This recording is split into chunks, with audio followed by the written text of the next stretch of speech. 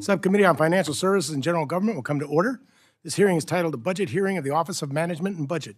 Members will have 5 legislative days within which to revise and extend their remarks and insert extraneous material into the record. I now recognize myself for an opening statement. I'd like to thank Director Vought for being here today.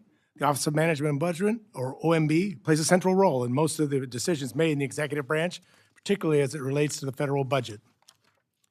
It's also important to remember that OMB is an office created by Congress. In 1921, the Congress passed the Budget and Accounting Act of 1921, which created the Bureau of Budget under the Department of Treasury. Later in 1939, in the Reorganization Act of 1939, the Bureau was relocated to the newly created Executive Office of the President. And in 1970, Congress approved the Bureau's renaming to the Office of Management and Budget. I mention this history because OMB plays a unique role both as an office created by Congress and one that has been and continues to be responsible for fulfilling the President's policies. In fact, over the last 100-plus days, OMB has played a central role, not just in the reconciliation negotiations or recent budget submission, but in the reshaping of the federal government. As of May 27th, 157 executive orders, 39 memoranda, and 62 proclamations had been signed by the President. OMB plays a critical role in each of these decisions. But as appropriators of the federal government, we need to work with OMB to ensure that funds are being used as Congress intended. That is why the President's budget is so important. This is a guide to helping Congress understand the agency priorities and how the legislative and executive branch can work together to deploy the resources necessary to execute these priorities. Last Friday, federal agencies, including the Executive Office of the President, sent up their budget requests for fiscal year 2026. OMB is requesting $146.1 million for the next fiscal year, a 13.3% increase above its FY 2025 enacted level. I look forward to discussing OMB's FY 2026 request with you today, Director, and how we can work together to ensure agencies have the resources they need to work on our priorities for our constituents and the public at large. I now recognize the ranking member for his opening statement. Mr. Chairman, Mr. Director, candidly, Director Vought, I think your agenda is a danger to our country, our Constitution, our people, and one that marginalizes the Congress and Article 1 to establish an imperial presidency. That's exactly the opposite of what our founders had in mind. What this administration has done under your direction mirrors what you did during Trump's first term, what you wrote in your Project 2025 chapter, and what you said in a 23 speech, 2023, to members of the MAGA right. You had it quoted to you many times. As you probably know, I represent over 70,000 federal employees. A highly offensive statement. We want the bureaucrats, which is so often used as an epithet, not a descriptor, to be traumatically affected. When they wake up in the morning, we want them to not want to go to work because they're increasingly viewed as villains. We want their funding to be shut down. Were the thousands of doctors, scientists, and cancer researchers DOGE fired from NIH villains?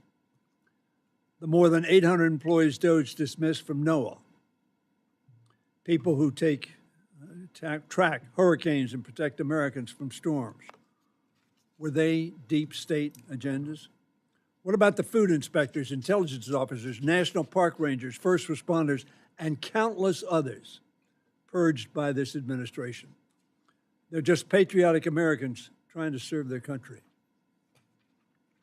All received an email seeking their decision to leave the federal service, 2+ million of them. What sort of message does that send? I think of a Marylander named Caitlin, who worked at the Center for Medical and Medicaid Innovation. After spending weeks agonizing over whether DOGE would fire her, she died of suicide back in February. I think of another Marylander, Monique, who worked for the Social Security Administration. She was forced to pick up more work as many of her colleagues took the buyout or were fired by DOGE. The stress grew and grew until, sitting at her desk in February, she died of a heart attack. Her friends and family are certain it was triggered by the stress she was under at work. No business on earth could treat employees like this and expect efficiency to improve or their enterprise to succeed. There is no doubt efficiency has gone down. Backlogs have grown at the Social Security Administration, the VA, and other agencies. Federal employees now have to spend hours filling out paperwork just to order basic office supplies, something that used to take minutes. One of the first things OMB did after Trump took office was pause all federal loans and grants.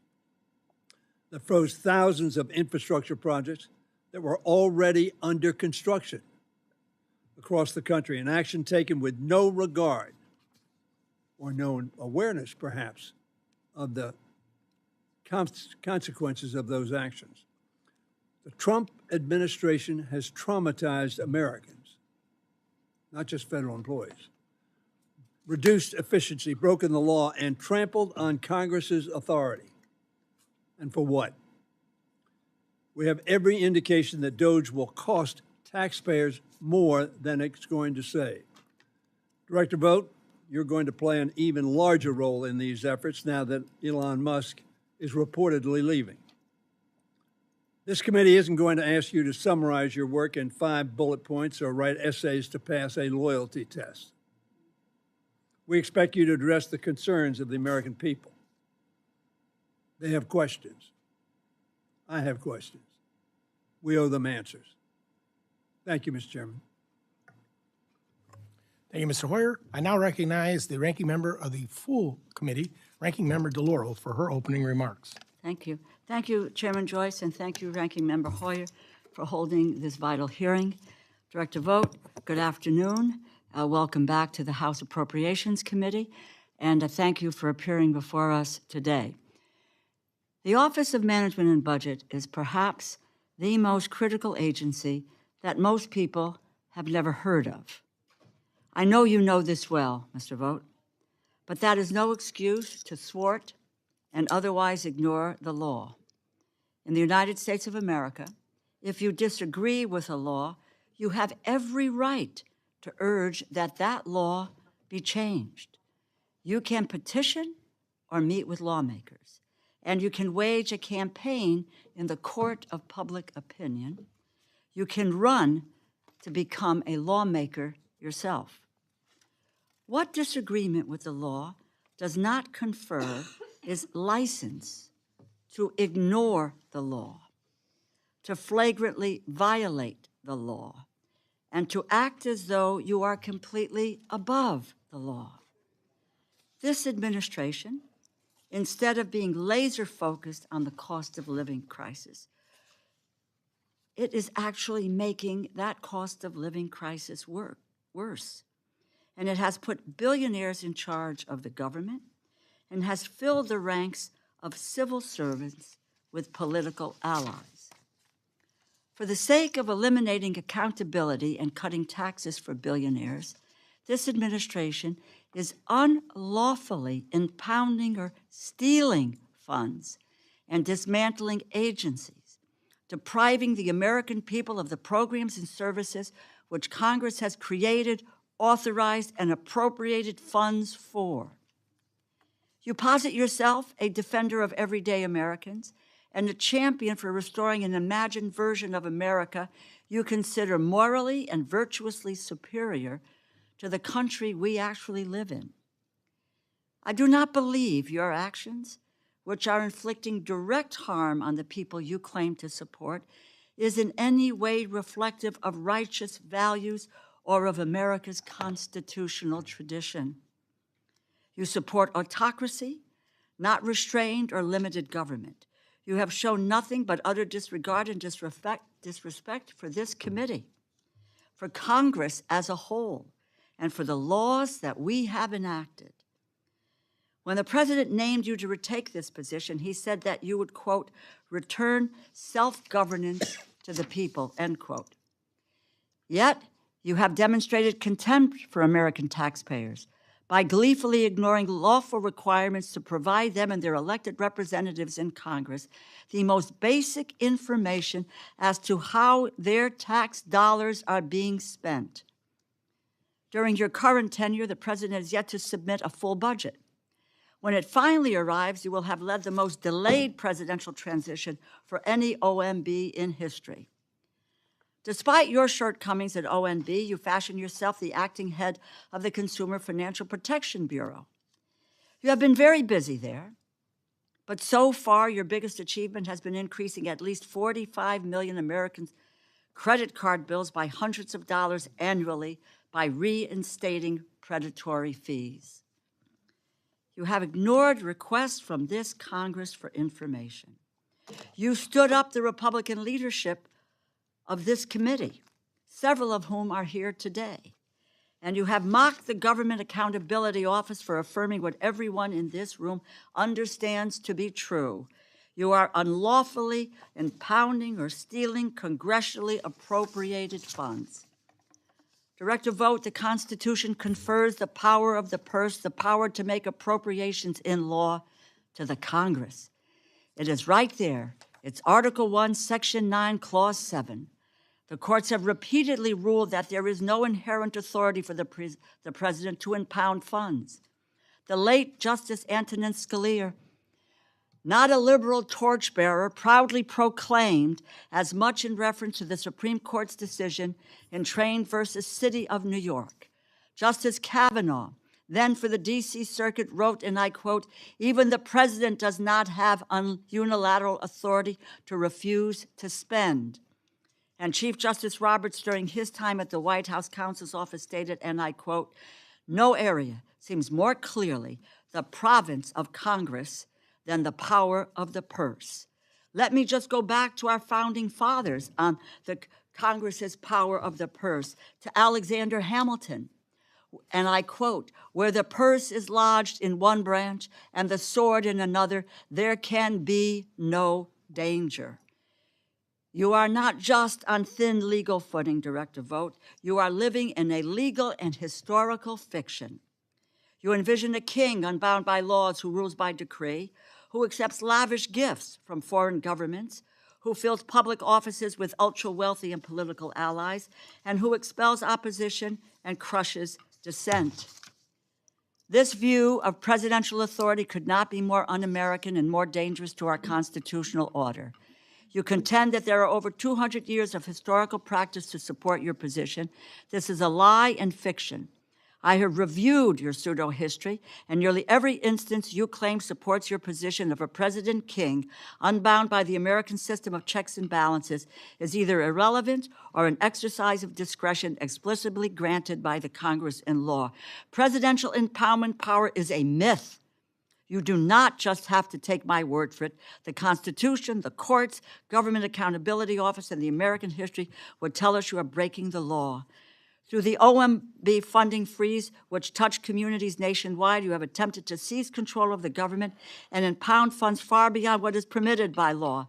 And in venues across the country, the courts have broadly, unequivocally told you, quote, "No, you do not have the authority. You cannot unfreeze unilaterally funding across the government that has been appropriated by the Congress."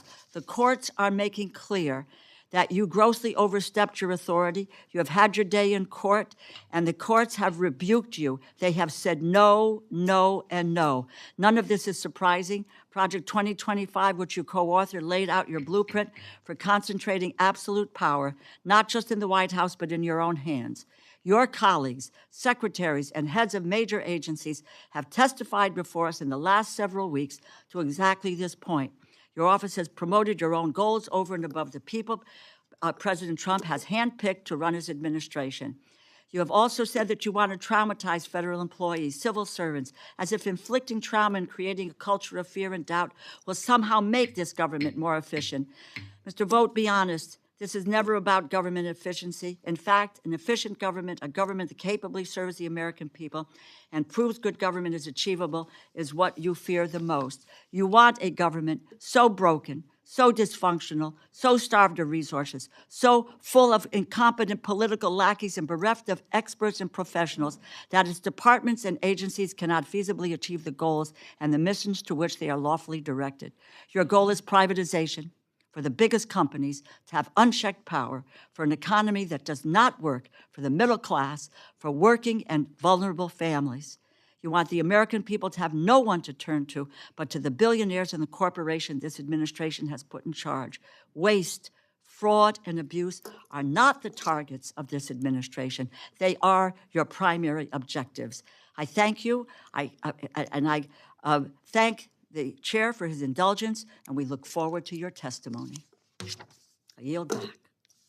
Well, I thank you, Ranking Member DeLauro, yielding back the 3.5 minutes that went over, but that's that. Thank you for your indulgence. Today, we welcome the testimony of the Honorable Russ Vought, Director of the Office of Management and Budget. Director Vought, without objection, your written testimony will be entered into the record. With that in mind, we'd ask you to please summarize your opening statement in 5 minutes. Thank you, Chairman Joyce, Ranking Member Hoyer, for inviting me to testify today. Over the past 4 months, the Office of Management and Budget, or OMB, has worked tirelessly to deliver on President Trump's promise of a federal government that works for the American people, not bureaucrats and the entrenched establishment. Under the previous administration, government spending aggressively turned against our citizens, who saw their tax dollars used to fund cultural Marxism, the Green New Scam, foreign projects unaligned with American interests, and even our own invasion. Every agency became a tool of the left. Under President Trump, those days are over. The President's fiscal year 26 budget, in tandem with the One Big Beautiful Bill and other tools this administration has at its disposal, will finally end the era of unchecked federal spending, stop the weaponization of government, and turbocharge economic growth. The fiscal year 26 budget puts American citizens first and shifts the destructive paradigm that ruled Washington for decades, that we could only fund national security and border security if we massively funded woke and weaponized bureaucracy coveted by the left. The President's budget reduces non-defense spending by $163 billion, 22% below current year levels and the lowest non-defense spending since 2017 if adjusted for inflation, all while we protect funding for national defense, homeland security, veterans, seniors, law enforcement, and infrastructure. Over 10 years, such restraint would generate trillions in savings necessary for delivering on the President's goal of balancing the budget. The budget also incorporates the historic increases for defense and border security that will be provided by the One Big Beautiful Bill currently making its way through Congress. In combination with base appropriations, the bill is a once-in-a-generation opportunity to revolutionize our nation's defense capabilities and protect our American sovereignty, providing the first-ever trillion-dollar defense budget and the single largest investment in border security in our nation's history. The bill also improves our fiscal trajectory by reducing mandatory spending, as confirmed today by CBO, by roughly $1.7 trillion, the largest mandatory spending reduction in history, ending waste, fraud, and abuse, and preserving critical programs. Along with the extension of President Trump's 2017 tax cuts and the new tax policies provided for additional relief to working and middle-class families and our seniors, the bill will drive massive economic growth and raise GDP, increasing wealth across the board. OMB's fiscal year 26 budget request as an agency is critical to supporting this comprehensive fiscal strategy. The full request is $155.776 for OMB. OMB, as you all know, is a personnel-intensive agency. We are only asking for 20 additional FTEs, which would bring us from 500 employees to 520, and an additional 2 FTEs in one of our offices funded through the ITOR account. I will note that OMB's request is substantially below the increase requested by the legislative branch's GAO. OMB's funding has remained essentially flat since fiscal year 23. By contrast, under GAO's request for fiscal year 26, the agency would receive an overall increase of 17% over 3 years. As I've said many times, the civil servants at OMB are among the most resourceful and innovative our country has to offer. They are not only of great value to the taxpayer, but the whole nation.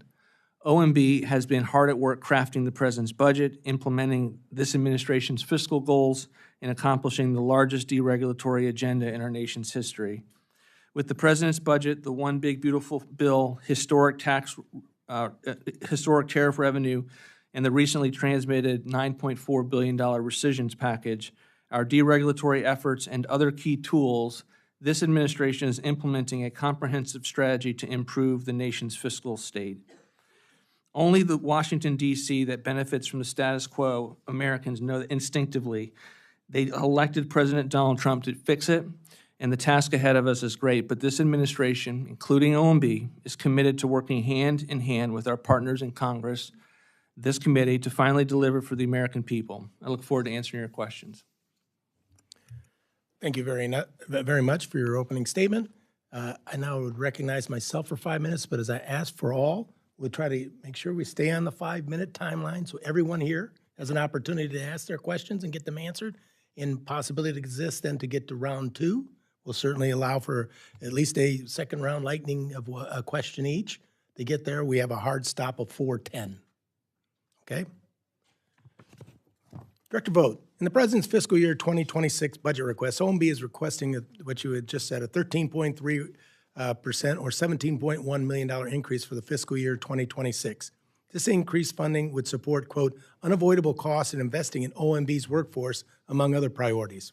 Would you explain what those unavoidable costs are and why OMB needs to restore staffing levels that were previously reduced?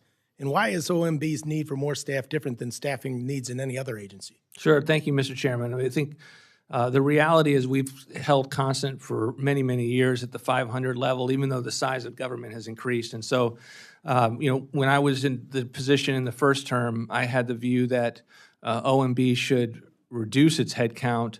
And the challenge that we found when we did that, when we pursued budgets that did not prioritize the analysis that OMB needs to do, you find yourselves in a situation where some of your key resource management offices are having to analyze programs and agencies that are growing exponentially larger. Just to give you an example, our previous resource management organization for national security had the veterans, it had all state and foreign aid, it had the entirety of the Defense Department, it had the entire intelligence community, and if you look at it compared to across the agency, you didn't have enough analysts to be able to do the job. Similarly, we're being asked to do quite amount of work with regard to the President's deregulatory initiatives, and that will continue to be a priority through OIRA.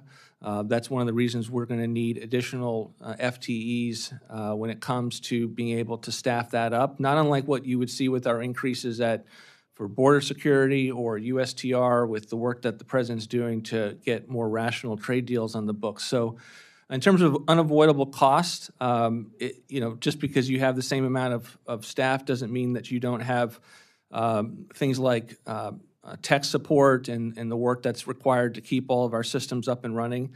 And there's a lot of expenses that goes with it. But I truly believe, and I think you all believe this too because of the resources that you've given to GAO, that it's paramount to have enough analysts that can grapple with the size and scope of the federal government. And I think that pound for pound, an OMB career FTE is one of the most important from a standpoint of being able to address that need to be able to deal with our fiscal health as a country and get cost-benefit analysis and a regulatory framework that makes sense for the country. I want to focus on Executive Order number 14158, issued on January 20th, 25, is titled Establishing and Implementing the President's Department of Government Efficiency. Executive Order establishes the United States DOGE Service, or USDS, and within the reorganized USDS, a U.S. DOGE temporary organization that is authorized through the 4th of July of next year. Who is the administrator of the DOGE Service, and who is the administrator of the U.S. DOGE temporary service, and who do they report to? The U.S. DOGE Service was the former USDS, U.S. Digital Service, that was housed within OMB. Along with that EO, it was moved out of OMB into the Executive Office of the President as a standalone office reporting to the Chief of Staff. It's been led by Steve Davis, and we're in the midst of, with the last week or so of establishing the leadership on an ongoing basis. But I think the vision for DOGE is, in addition to having some of the consulting work that they've done continue in the EOP, and that's one of the reasons we have a request in as part of the ITOR account, is that DOGE would go and be far more institutionalized at the actual agency. So many DOGE employees and FTEs are at the agencies working almost as in-house consultants as a part of the agency's leadership. And I think, the leadership of DOGE is now much more decentralized. It's the agency heads, and it has been for some time. The president has always said from day one, agency heads are in charge of their departments, and they were benefiting from the consulting that DOGE was doing along the lines, and now that is much more pronounced. I appreciate that there are many jurisdictions involved in DOGE's work, but OMB is front and center here, including in the subsequent DOGE EOs responsible for reorganizing the federal workforce, including hiring practices, EO 14170, federal hiring, and EO 14210, the federal workforce. And so I realize that I'm about to run out of time, so you might talk about that on the second round. Chair now recognizes the ranking member Hoyer for any questions he may have. Mr. Director, OMB submits a requested budget. Congress passes the budget. Do you consider the budget that Congress passes to be a suggestion or a directive? We believe it's a proposal for Congress to consider. We propose, and you obviously take it as a policy proposal and send it through your appropriations process. Question, Director. Once we pass that back to you, do you take it as a suggestion or a directive? It's a directive. We believe it's important for the Congressional appropriations process to give us the levels as consistent with the power of the purse to set levels by which we can't go above. And therefore, you consider it a ceiling. We do believe it is a ceiling. So we send you a budget and say, spend $100 on X objective. You can spend anywhere between $1 and $99 or $100. Is that accurate from your perspective? No, I don't think it's accurate from a perspective. I think that it's much more similar to if you've asked us to perform a function and you've given us $100 million, and if we can perform it for $80 million, there is given the system as to whether we are required constitutionally, we don't believe that we are, to push every last dollar out the door and lead to use it or lose it situations where we are creating waste, fraud, and abuse at the agencies at the end of the Congress fiscal made year. provision for that. It's called a rescission. Is that accurate? There is one tool that Congress, as one of many tools that Congress has given as to deal with that scenario. The other tool is the unilateral judgment of the President of the United States and or yourself not to spend? No, I was actually referring under the ICA to normal rescissions, deferrals, pocket rescissions. There's all manner of provisions in the ICA, in addition to just the agency doing the work that it does programmatically to review whether the spending that Congress has appropriated to an agency within the consistent with the law, authorizing committees is there and can be done consistent with the president's views as he was elected on behalf of the American people. Thank you. Do you believe you have traumatized the people at OMB? No, I don't. So, notwithstanding that, did they also get the letter sent to 2+ million people? They did. Was a judgment made as to how many of the people at OMB were absolutely necessary to do the job you now want to expand? No, and in fact, No judgment was made on that. so as it pertains to the letter that you're referring to, it went out. I believe it went out before I was in office as the director, and I don't think we lost very few at all. And my hope was that we wouldn't lose anyone from the deferred. But you lost a substantial amount throughout the government service without any understanding of how critical their work was to the task at hand. Is that accurate? Well, again, it was based on their choice. Is that accurate? I don't think it actually is accurate because the decision was made to give the employees the chance to make that determination. I don't think it was done lightly, and I think those employees thought long and hard about whether it made sense. I agree. It wasn't done lightly. Obviously, it was considered blitzkrieg on the entire federal government. But nobody knew whether or not critically important people were going to take that or not. Isn't that accurate?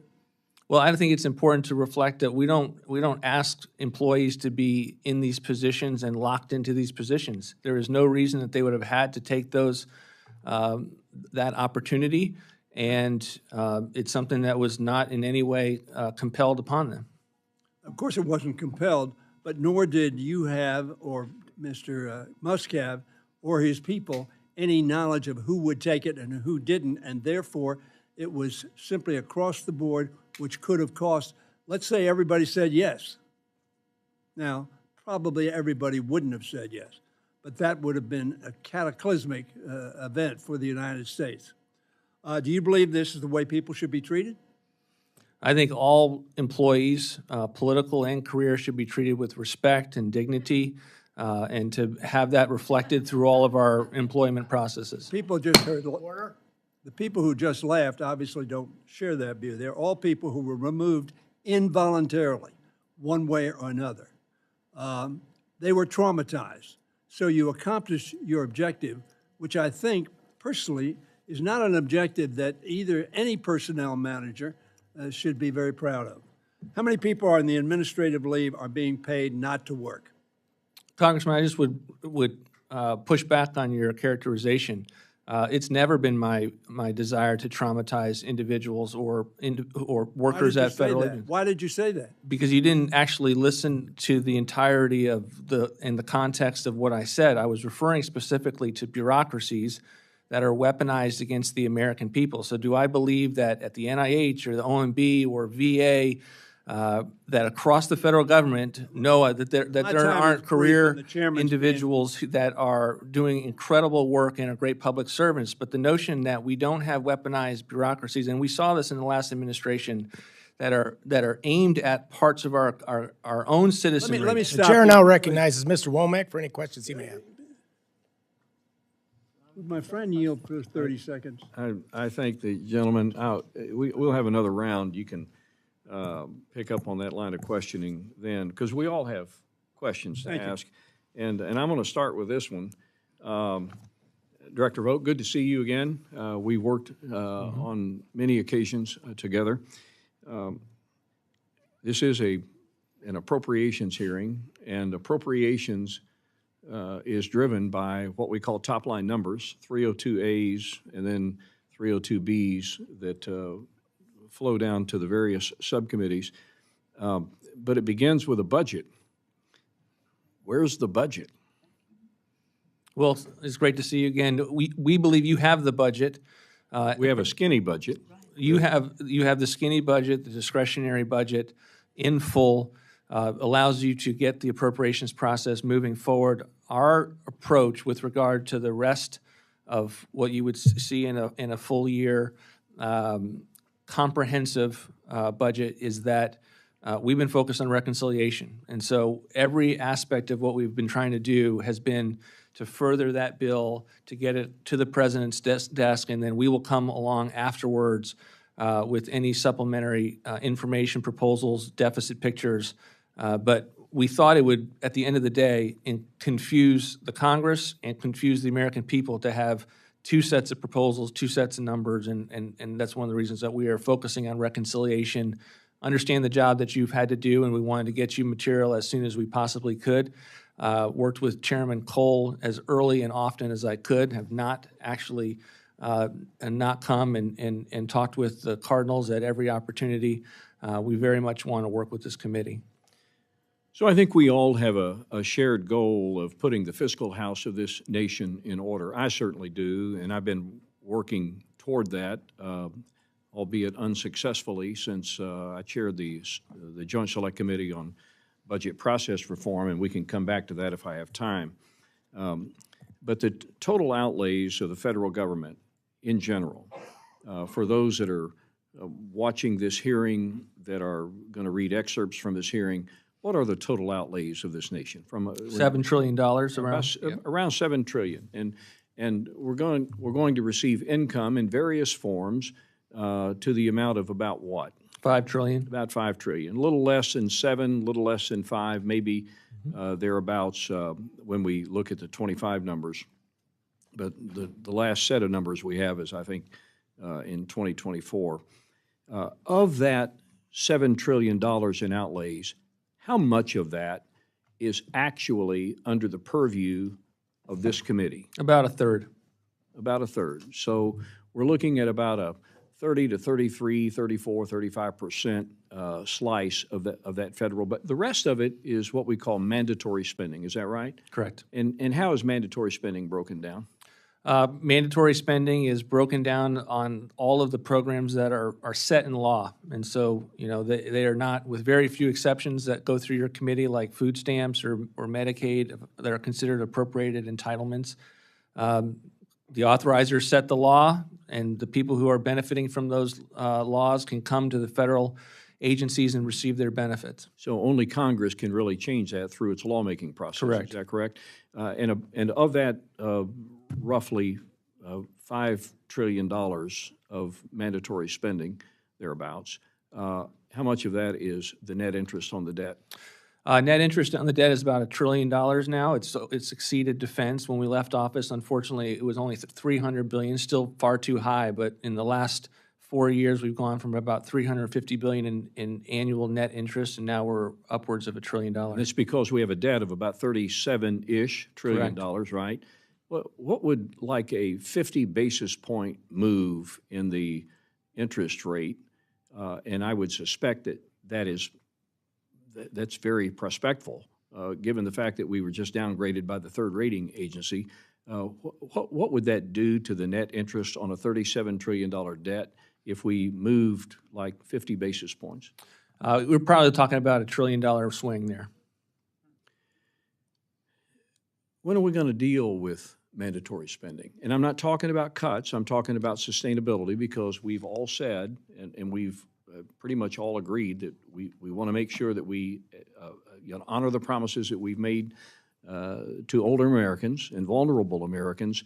But right now, the effort is only on the discretionary budget of the U.S. government. It's about 33% of total spending. So at what point in time will we see a plan and a strategy for which we really go after and fix the largest share of the federal spending that is the crux of the national deficit that we have today?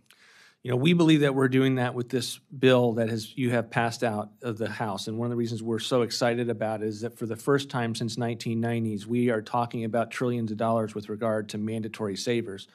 $1.7 trillion now is an enormous opportunity and first step along the lines of what you're talking about and what we've proposed in budgets before. I think it's, you know, for those that are saying, where are the DOGE cuts? That's not a reconciliation thing. For those that are saying, where are the mandatory reforms? That is in that bill, and we believe it's the first major conversation like this we've had since the 1990s. We will have more proposals as we go forward. You know, the president wants to have a balanced budget. 3 out of our 4 budgets in the first term were aimed at budget, had that as a goal, and we had large mandatory savers in those budgets that were consistent with the president's promises to protect Social Security and Medicare, and we will continue to have reforms along those lines. Thank you very much. I yield. The chair now recognizes Ms. DeLauro, ranking member of the full committee, for 5 minutes. Thank you, Mr. Chairman. Just very quickly, we really do not have a budget. What you sent covers this year. There's not no 10-year budget. There really isn't any vision for the future at all of what you've sent up. Director Vought, after an appropriation is enacted, the first thing that happens is before an agency can deliver the promises to the American people is OMB has to make funding available through a legally binding decision known as an apportionment. In essence, you are the first and sometimes biggest bureaucratic hurdle that stands between American taxpayers and the services, support, and protections they have promised in spending laws. And for over 100 years, apportionments were secret. Reiterate, these decisions were effectively laws that you and your also unelected predecessors made whenever you liked without accountability or transparency. I fought on a bipartisan basis, bicameral basis, alongside members of this subcommittee for 4 years to change that. We enacted simple transparency requirements because this committee and the Congress need information to effectively legislate. Independent watchdog organizations deserve the information to help the American public understand how your decisions affect their lives. 3, most importantly, the American taxpayers are entitled to see how you, your predecessors, and every OMB director, how you are spending their money. My question is, you do not think, Director Vought, that Congress deserves to know how you carry out the laws that we enact. You do not believe that American taxpayers deserve to see how you spend their money, do you? No, I don't think that characterization is true. We do. It's one of the reasons why we come up to the Hill and testify, and we explain our decisions. We believe that apportionments are legally binding, but not final agency actions, and that it is part of a pre-decisional deliberative process on behalf of the executive branch to be able to manage agencies and the programs therein. And what we found in the last 4 years in which the law that you worked hard to put into place that we have constitutional concerns about is that it actually degraded the oversight responsibilities that OMB had, in that we would the people would actually change. Excuse me, Mr. Director, because my time is running out. You know, in all fairness, I had this debate and discussion. I'm not just having it with you. I had a debate and discussion on this with your predecessor and others with the same argument and so forth. The American people, the Congress who legislate and enacts the laws, has to have the ability to understand what you're spending, how you're doing it, at what intervals, and so forth. And also, let me just say, this requirement, as I say, was debated for 4 years, including with you specifically during your prior tenure as OMB director. Your predecessor did comply with the law for over 2 years, and you followed this law for 2 months. What happened? Why did the website come down? Why do we not know what is happening? Why are we going back to those days of secret decisions being made by you and whomever else in terms of the spending of the dollars that we constitutionally enact here when we put these bills into law with congressionally directed resources that serve the American people? Tell me what happened. Why did you change what you were doing for 2 months or what your predecessor was doing over the last couple of years? Well, we had constitutional concerns with the provision. We had a veto threat against this provision in the first term. If it was presented while the president was still in office, I expect you would have had a signing statement that said, not unlike our letter to the committee, not unlike the DOJ's letter to the committee, we have constitutional concerns with it. And it's something that degraded our ability to manage taxpayer resources and do the very We passed a law, and with all due respect, again, I think the level of your honesty on your claims really shines through on this topic, and there probably isn't much more point in discussing it, but that goes at the very fact you make up constitutional issues where the Constitution places that power of the purse within this body and within an Appropriations Committee. Historically, it is there, but you make a decision as to what you want to do, what you think is Constitution or not Constitution without any basis in fact, thereby pulling down that website that allows us to see what you are doing. We have no way of knowing if you are carrying out what we have lawfully required the executive branch to do. That is our responsibility, and your responsibility is to carry out what it is that we have appropriated here. You just can't pick and choose whatever the hell you want in going forward, if it says, and I yield back the balance of my time. Chair now recognizes Mrs. Hinson for her 5 minutes of questions. Thank you, Mr. Chairman, and to our ranking member for holding this hearing today. Director Vought, thank you so much for coming to answer our questions. It says a lot that you're here talking about the efficiencies that you're finding and the improvements you're making at OMB. This is really about taxpayer money and protecting the integrity of where those dollars go. And as you probably know, I've been very, very passionate about improper payments through OMB. We know from the numbers out of GAO that number is somewhere between 230 and 500-some billion dollars. I actually think it's probably higher than that, right? And when we look at the taxpayer money being disrespected in that way and people for years turning a blind eye to that in terms of fixing this problem. So I appreciate your candor and the effort by this administration to do that through the executive order from the president 14249 to protect America's bank account against waste, fraud, and abuse. And I was proud to support this by introducing legislation here to codify the president's executive order to do exactly that, protecting American taxpayers from wasteful spending. One of the provisions of the order did direct OMB to work with Department of Treasury to establish pre-certification and pre-award procedures across the federal government. This is the breakdown in process that has led to this fraud and improper payments. Can you explain why those procedures were not in place before this executive order? One of the things in this issue in general, and I'm sure you've been frustrated by it, is the extent to which this is all common sense, and yet it never seems to happen. And I actually posed the question to our team this morning, why did we see nothing before the Trump administration? And honestly, there just wasn't, it wasn't an interest in the previous administration. We're very thankful for the executive order. We're going to be taking our duties very, very seriously. We look forward to working with you on this.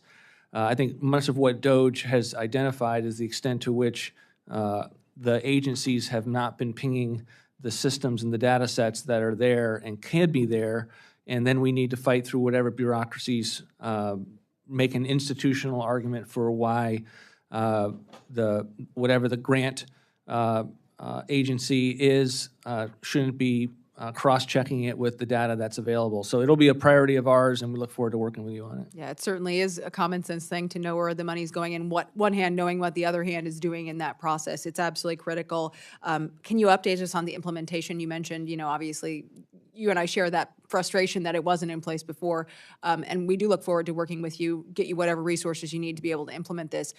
Where do you stand in making some of these fundamental changes to protect We are taxpayers? working on government-wide guidance to agencies to implement the EO right now. We're going through a policy process internally as to what that should include, and we'll be back to you soon with details on that. Okay, looking forward to updates there. And as we work to pass all 12 of these appropriations bills, hopefully before that September 30th deadline, can you ensure us that the days of not tracking where that money is going is over? You have a good eye and a good watch on it for taxpayers? Yes, and we've got a number of statutory responsibilities also in terms of taxpayer right to know, statutes that have been tasked to OMB. It's another response to the chairman in terms of the need for the FTEs, is that often people want stuff to happen at OMB because they know it can get done, that we have tools to get the agencies to move forward. But therein is our need for the employees to be able to do that important work and to push through and make sure that we're living up to what you all have asked us to do.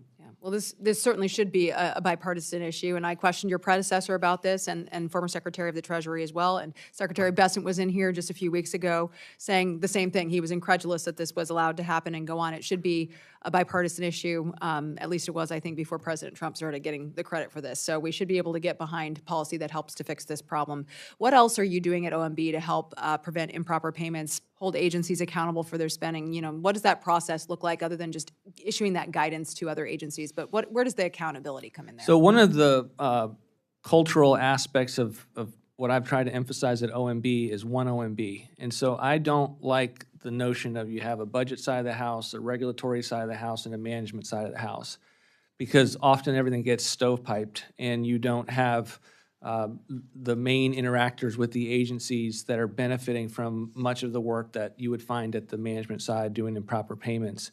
So one of the things that we are doing, we had a meeting along these lines just yesterday about making sure that the people that work with the budget offices, the ones that are working regulatorily, are coming up with policies that actually help along these lines. So it's not just, hey, did you go through the right process and ping the right systems?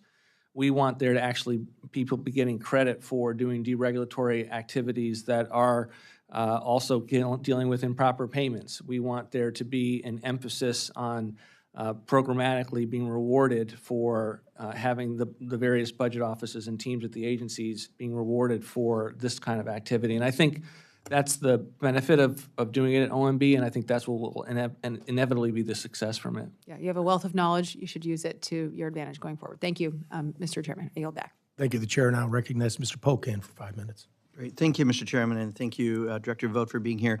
I think you said the president supports the big bill that was passed out of the House, correct? I think you also said the president does not support cutting Medicare.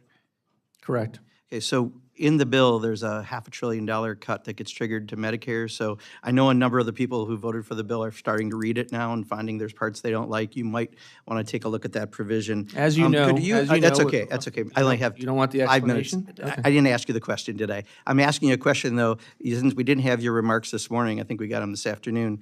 You mentioned cultural Marxism. You did it in your comment. Could you please, in 2 or 3 sentences, define cultural Marxism? Sure, it's a political theory that instead of dividing people on the basis of economic haves or have-nots, that you're dividing people on the basis of race and identity. And it's an attempt that we've seen, unfortunately, in this country, culminating in CRT, of dividing people on the race in our agencies and identity. So your definition, Mr. Director, is different than the definition I'm pulling up. First thing that pops up on here, it says cultural Marxism refers to a far-right anti-Semitic conspiracy theory that misrepresents Western Marxism as being responsible for modern progressive movements, identity politics, and political correctness. That's first definition that pops up here. It actually comes up a couple times on the first page. On Google? You identify yourself as a Christian nationalist, correct?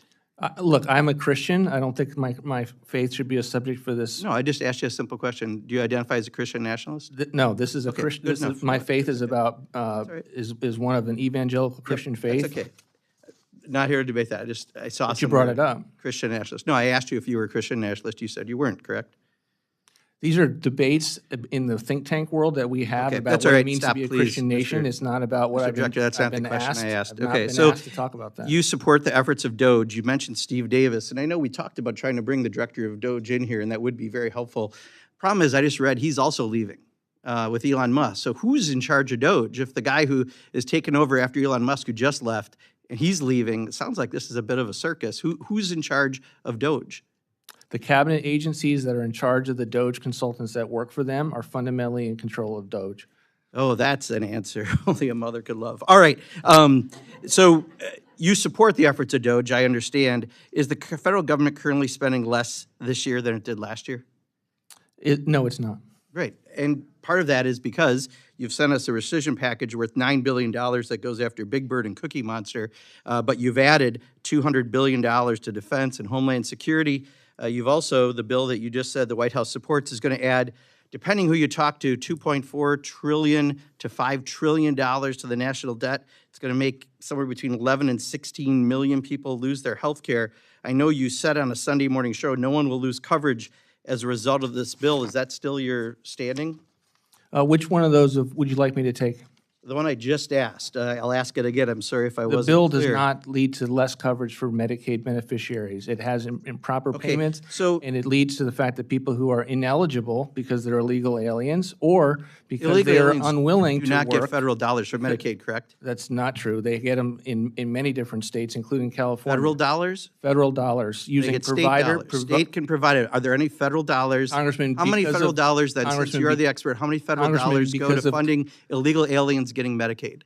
Congressman, because of the It's money a question, laundering. it's a number. It's a question, it's a number. How many dollars go to illegal aliens, federal dollars, for Medicaid? It's a simple Congressman, question. It is not actually a simple question because All Congress. you secretaries have a hard time with simple questions lately. I got to tell you, it is a don't simple. pose simple But you were saying that that's true, so we will. If you can get back to us with that amount, how's that sound? How much federal dollars? I'm happy to get back to you about how the bill works and getting rid of the money laundering So schemes a that lot of state people use. disagree with you. The CBO disagrees with your analysis. Yale and Penn said 13.7 million people will lose health insurance. You also said this won't increase the debt. Is that correct? The It bill will won't not increase the debt. It will lead to So reduced there, the deficits. and Cato debt. Institute disagrees with you. Moody's disagrees. The CBO disagrees. Senator Hawley and Senator Rand and Senator Collins disagree. Elon Musk disagrees. Virtually everyone on this side of the aisle. So you're saying everyone is wrong, but you are the right one, that this does not increase the debt? I'm saying that all the watchdogs, including the Congressional Budget Office, use a skewed vision of a view of what the baseline is. They were less base- than a few percent wrong last time on your tax bill when they predicted it almost dead on. So you're saying this time there's significant changes and they don't know what's going on and only you do, is that correct? I'm suggesting, I'm stating that they use a You baseline. disagree with the Cato Institute Yes, and Moody's yes. and Senator Hawley? Senator Hawley has a view as to the Medicaid programs that we are working with to articulate why we believe that these reforms do not hurt the beneficiaries that are involved. I'm over Chair time, but now I'll appreciate recognizes it next Mr. round. Edwards. Thank you, Mr. Chair. Mr. Vogt, thanks so much for being here, and I apologize for the badgering that you're getting. I would really have appreciated the opportunity to hear your thorough and complete answers, but we'll deal with that another time. I just have to editorialize a bit, and thank you for the work that you're doing. I believe the reason that we hear the arguments from the other side is that you're doing exactly what the American people have demanded. The American people are fed up with seeing their tax dollars wasted up here in Washington, D.C. You're getting down to the core of that waste, fraud, and abuse. And they're angry about it.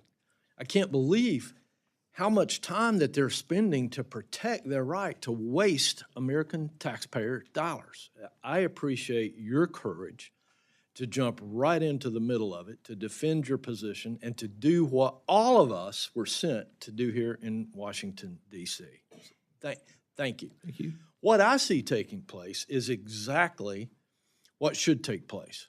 We have an administration now that's willing to really dig in and find out where the spending is going inside of federal agencies, making immediate changes uncomfortable often for people. I recognize that, but change is necessary right now. We all agree that we can't stay on the current spending trend. Let's also recognize that you're living up to your constitutional oath. You're making recommendations based off of things you see inside the administration that we can't see, that have been hidden from us for the last several years. And I interpret that you're going to be coming back to Congress saying, you made these decisions. We don't think that you need all this spending now. And then we're going to make a decision whether or not we should continue that. I don't see a constitutional issue. I think we're doing exactly what the American people ask us to do. So that said, for years, the Congressional Budget Office has been touted as a nonpartisan agency, but there's a growing body of evidence showing that it regularly overestimates the benefits of Democratic policies while underestimating their costs. And it downplays the success of Republican initiatives, such as President Trump's Tax Cuts and Jobs Act in 2017, while overestimating the cost. Coupled with the publicity, known Democratic political affiliations among key CBO staff, this raises some serious questions about the agency's ability to impartially evaluate the cost of legislation. My first question is, how can OMB and Congress work together to ensure future budget and policy decisions are based on sound, objective data rather than politically motivated projections? Thank you, Congressman. I think one of them is working together to properly frame the information that CBO has put out. I mean, I would not presume to give any advice as to how you all might govern CBO, but I would just say, as to educating the public, we try to do that this afternoon very quickly about how they construct their baselines leads to a warped view on a bipartisan basis for the policies that you all are considering as a major problem.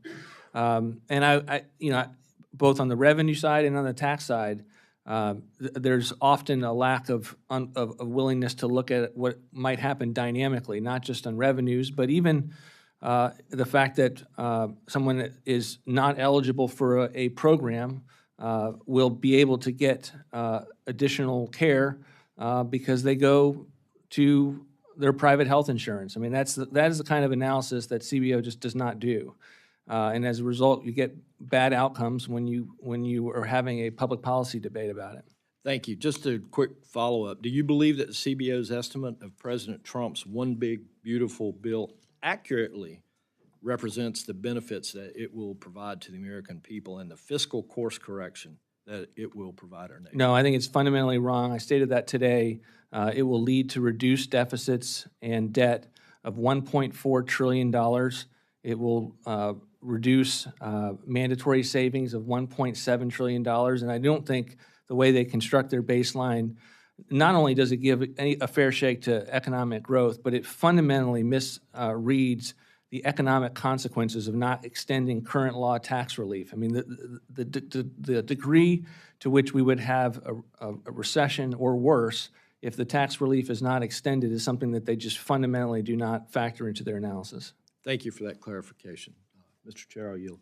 Thank you, Mr. Rivers. The chair now recognizes Mrs. Glusenkamp Perez for 5 minutes. Thank you, Chair. And thank you, Director Vought, for being here. I used to run, has my own auto repair and machine shop. I will never forget having an OSHA inspector come to my shop and ask me if my AC machine was a welder. The divorce of theory from practice, respect for people who have done the work and who has the authority and the knowledge. My question to you is, like, how are you adapting your staffing decisions to ensure that it is not just a sterling resume who is in your office, but people who have done the work, respect for the trades? How many people do you have in your office who don't have a college degree? I don't know the answer to that question. I come from a family of electricians, so that is my background. I've been very enthusiastic and excited about the policy proposals we had in the first term that I'm sure are working themselves through this one as well to ensure that we're not expecting people to have college degrees and sterling resumes that might show itself. But if someone can do the job, we want them at OMB as it pertains to our agency. One kind of theoretical question I have here is that, I think Wendell Berry said that excellent workmanship, as with a breaking plow, is destructive. Efficiency itself, it's not useful. It is efficiency towards what? It's about effectiveness. It's about a question of, like, what are we trying to do here? What is the purpose of this bill? My question to you is, like, all of this claims of pursuing efficiency, but the question is effectiveness. Like, that is the true goal of how are you implementing what my community needs in these systems. And a lot of that, in my view, comes down to the question of procedural burden on civil servants. So if you're successful in your pursuits, we will soon have a much smaller field of civil servants. Who is going to reduce the procedural burden on those civil servants to pursue effectiveness? Well, I think, government efficiency is not meant to sum the totality of what you want from a federal government. I think it's meant to articulate an imbalance that we've seen in recent years and to correct for that imbalance. And so that's the partnership with whatever department or agency you're dealing with. Is they have been given responsibilities by Congress to go and perform functions on behalf of the American people. And the Department of Government Efficiency, to OMB to a large extent historically, is designed to make sure the work that they do is done in the best way possible. But I'm honestly, Congresswoman, I'm one of these people that encourages OMB not to ask the efficiency question first and foremost, but to ask both in serving the president or the laws that you all have given us, what is trying to be accomplished by this, and let's make sure we accomplish it, and then you've earned the right to figure out how to do it most efficiently. Yeah, my concern is that right now it's a process of randomly scapegoating civil servants and not a pursuit of, many of those people are exactly the people who could tell you what kind of bullshit paperwork they're putting up with. And so how to have not just a managerial class tell you what is appropriate, but actually the people who are doing the work should be part of that process of pointing out what the unproductive, proceduralism is. I agree with you. Yeah. I want to know what career staff thinks. It's a hallmark of my time at OMB. And I hate the paperwork that we often put on agencies to perform and do things that are not designed to actually lead to better outcomes. And so we have a deregulatory side for the agencies doing the work as it comes to GIPRA and other things on the management side. So I know you're a Christian. You might know the verse in Isaiah chapter 5, verse 8 that says, "Woe to those who add farm to farm and house to house till they are the sole inhabitants of the land." This is, I think, I hope a sentiment that we share, but the presidential budget calls for a 10% reduction in the Federal Trade Commission's competition budget and a static budget for the Department of Justice Antitrust Division, and reduction in the size of the workforce. So how will reducing the budget and staff of the antitrust agencies bring down the cost of living and ensure that small businesses like mine can compete on a fair, level playing field without a regulatory mode or antitrust forces holding us down? Look, we think it's a priority. We have given the Department of Justice and the FTC the resources that they've asked for, and we don't necessarily value everything by the dollar amount that is given, but we do think it's important, and it's something that our leadership there will continue to pursue. Thank you. Yield back. Thank you. Chair now recognizes Mr. Alford for his 5 minutes of questions. Well, thank you, Chair Joyce and Ranking Member Hoyer, and Mr. Lauro, thank you for being here today. Director Vought, thank you most of all. I appreciate the work you're doing to try to right the ship in America, and we're about to hit a reef if we don't do something with our spending. I do want to follow up on my colleague, Mr. Womack's questioning about the full budget. So you were saying we are not going to receive the full budget until after the reconciliation package is done, which at the earliest would be July 4th. Is that correct? Correct. We will be forthcoming with additional information to fill out the deficit picture and all of the additional information at that time. Well, I'm new to this. I'm new on appropriations. I'm just kind of learning this process, but this really puts us up against the wall. I mean, we're having our Milcon VA markup tomorrow without a full budget.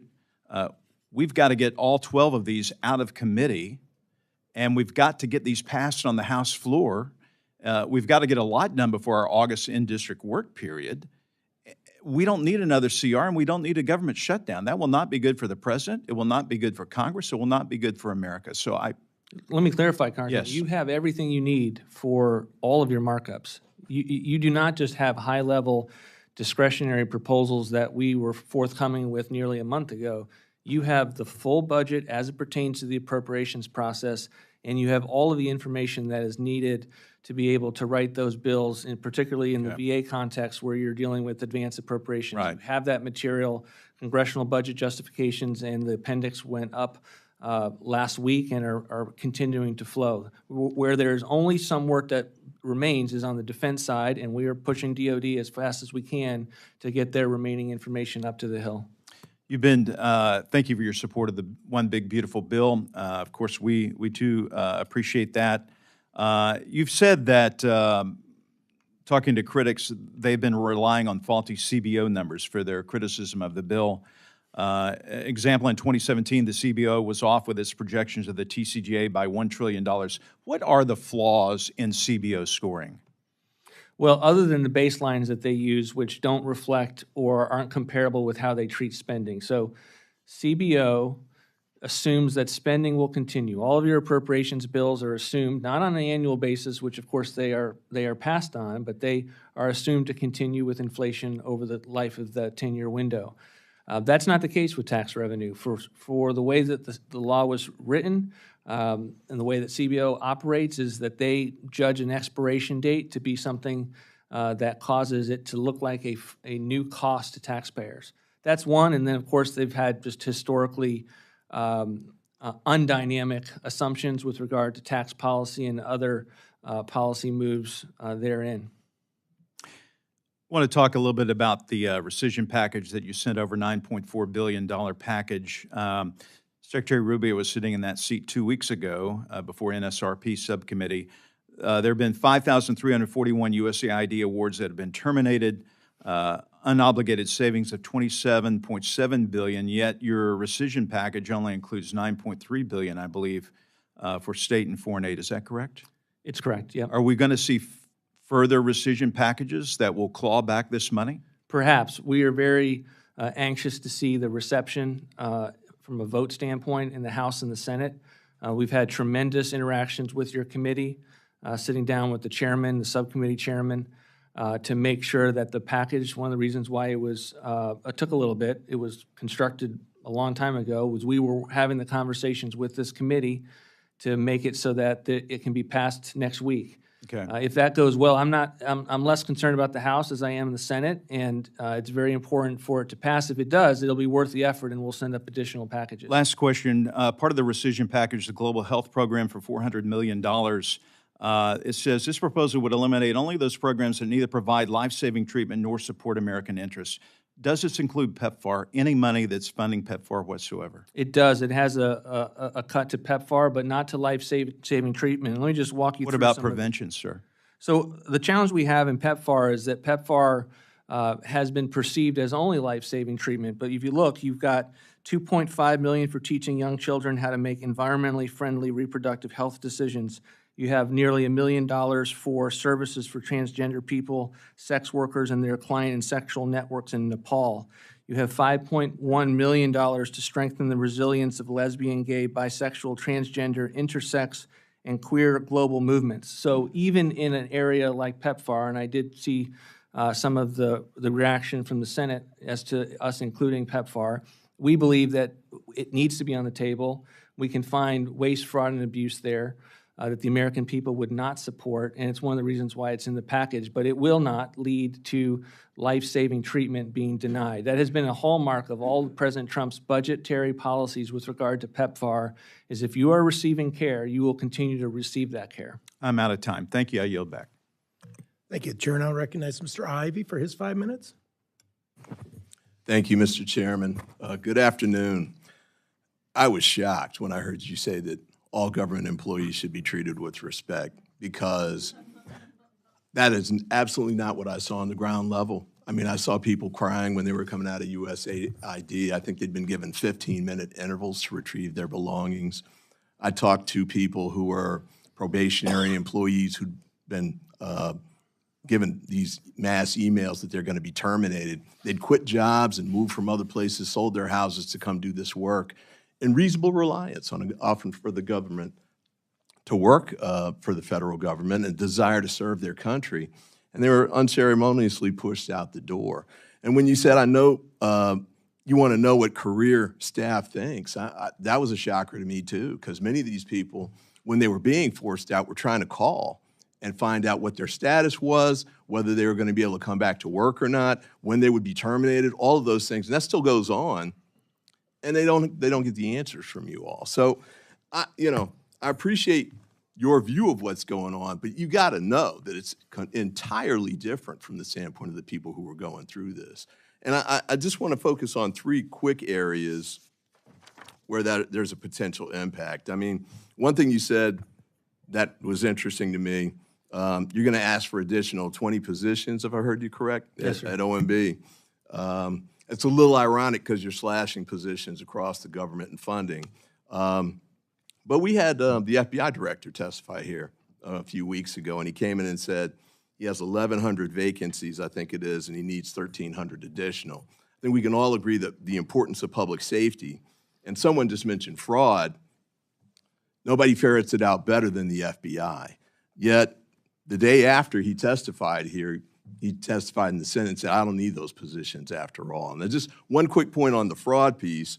I saw an FBI agent who runs the fraud division testify that between $500 and $700 million every year is stolen from the United States by our overseas adversaries, and that they needed additional resources to track that down. But apparently you guys aren't going to give that to them. With respect to national security, and the science piece of this, too. The trauma quote's been read to you, and I heard your comment, it's taken out of context, and I listened to that speech. I don't agree. I think it was consistent with what you were saying that day, but let's just assume for the moment that what you're saying there is really true. The bottom line is that the actions that you've taken since then reiterates the message that you're trying to traumatize these people and that you want to treat them like villains. And so what we've got going on right now on the science and tech piece that's rippling through NASA and other agencies where it's critical for us to have these science and tech folks, AI, the competition for quantum computing and the like, they think they're being forced out of these positions, they're starting to look to go to Europe. They're starting to look to go back to Korea or India or other places rather than staying here and doing the work. And I know from businesses in my district that they need people from overseas because we're not producing enough of them over here in the United States. Yet we're narrowing the pipeline based on what you're doing with respect to cutting grants to help fund. We're narrowing the pipeline with respect to the impact you're having on the universities in science and tech. We're narrowing the pipeline with respect to the postdocs and other people doing the research and the government contractors who are doing much of this work too. So over and over again, we're squeezing that line down. If you look at the contrast with China, they're doing exactly the opposite. And they're doing exactly the opposite in the areas where we're in the most competitive areas and where we really need to win. We don't want China to get ahead of us militarily. We don't want China to get ahead of us on quantum computing and AI. But we're making cuts to NIST. We're making cuts to NASA. We're making cuts to the NIH. We're making cuts across the board on some of the most important aspects of what we need to do in the United States to maintain that lead. And with respect to public health, I see my time's running out here, and I guess we can do a second round in a minute, but same kind of thing. The cuts to NIH, my father died from Alzheimer's. I'm a cancer survivor. You guys shut down clinical trials in the middle of those going forward. And it's not like we can just flip a switch and it comes back and starts over again. Some of those are going to take years to catch back up to where they were. And some of the people who were conducting the research are leaving the United States because they don't want to have that happen again. So look, I appreciate the goal of going after waste, fraud, and abuse. I don't think that that's what you all have really focused on here, your impact certainly, because we can go through that in the second round, but you're really undermining our ability to compete and stay ahead of China on really critical areas like national security and public safety. Chair now recognizes the Vice Chair of the committee, Mr. Lolota from New York. Thank you, Chairman. Director, good to be with you today. You're the Director of the Office of Management and Budget, is that correct? Correct. And you've previously served in that capacity in 2020 and 2021? In 2019 and 2020. Went through January 2021? I did. Okay. And you're the executive branch's Chief Financial Planner and Policy Coordinator. Is that a fair description of your title? I think that's fair, Okay. along with the Secretary of Treasury. Great. And in that role, how important is America's debt and deficit to you? Huge. I mean, we have an enormous problem ahead of us with regard to the debt that we're facing as a country. It's hanging over us. It's causing massive interest costs each and every year to keep growing, and the impact that it can suddenly cause much worse situation than we've seen thus far is still always out there as a possibility. It's one of the reasons we have to pass this bill to be able to begin to get a handle on the spending that has been on autopilot that We're going to get into that, members have been calling attention About to. 37 trillion, is that about right? Yes. And the deficit is about what? $2 trillion and somewhere between 1.5 and $2 trillion. And the debt to GDP ratio, pretty bad, right? Yep. Worse since World War II? Yep.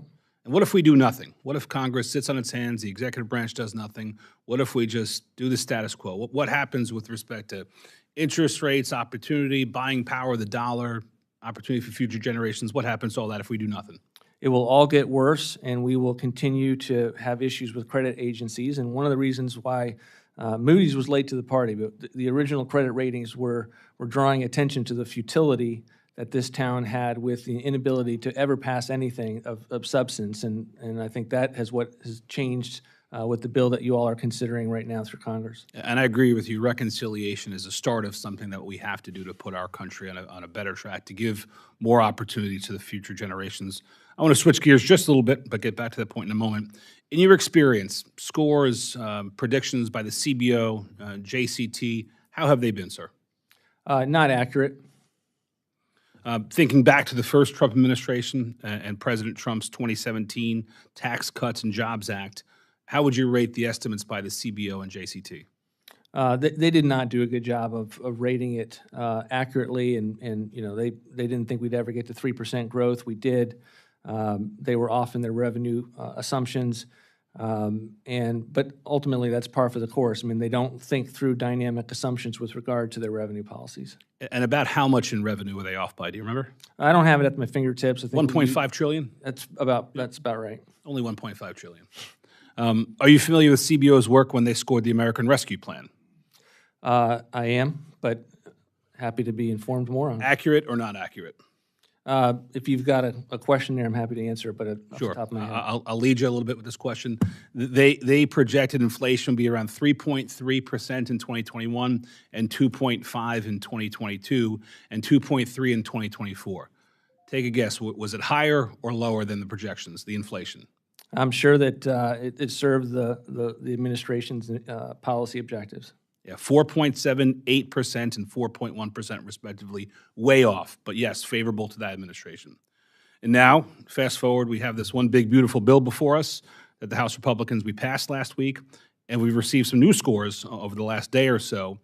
And are you familiar with the CBO score on the growth rate they project in the one big, beautiful bill? It's about 2%. Yeah, 1.8. Do you believe that it is an accurate enough growth rate given some of the historical context between TCJA1? Much of the same policies in TCJA1 led to 2%, 3%, and 4% growth, and yet they're scoring in this 1.8. No, I don't think they're accurate. I don't think it's reflective of the growth. I think it's much more likely, and we'll get to our economic assumptions when we come later with more details from our fuller budget. But the budget resolution that you all passed, $2.5 trillion, I think the number there was 2.7, is much more accurate in terms of a number that should flow from the policies in the bill. Great. I would agree. 2.6% is, I think, what the House Budget Committee put forth. I think that's a better estimate. Would you agree that assuming only the 1.8% CBO number both underestimates the positive impact of the legislation and simultaneously overestimates the negative impacts like deficit projections? Yes.